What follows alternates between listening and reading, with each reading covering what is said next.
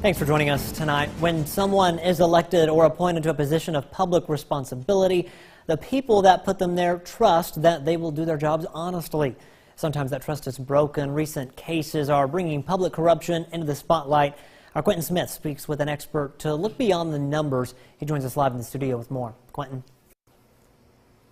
Scott, from clerks to law enforcement officers, even to state lawmakers, many of the people that we put our trust in sometimes abuse their power. In our area, Webster County is just the latest example of alleged public corruption. Corruption is taking advantage of the opportunities provided by public service to enrich oneself. The sheriff's saga taking place in Webster County is just the latest example of officials accused of abusing their power. Webster County Sheriff Tim Mitchell and investigator Landon Griffin were both recently arrested and now face multiple charges, including embezzlement and trafficking firearms. We have situations like Webster County where, this is a story ready for, a movie plot.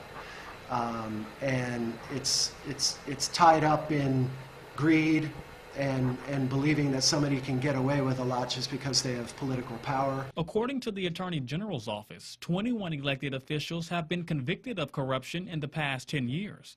Since 2008, the state auditor's office tells us roughly 27 public officials and 3 agency heads have either been convicted or indicted on public corruption.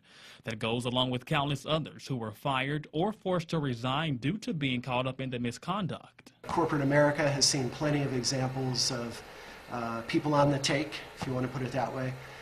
People being involved in bribery schemes where they essentially try to force through business with government or with other companies.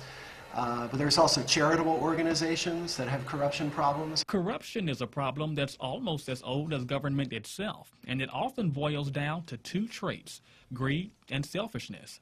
Political science professor Dr. Brian Anderson says it can also mean that something is missing in the system. That's just telling us that there's not as much oversight as should be.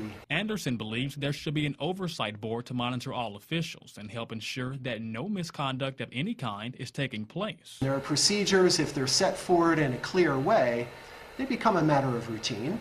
And it reminds you that you have to mind the money and resources that you're in charge of, and not just consider them things that you can spend like your own money.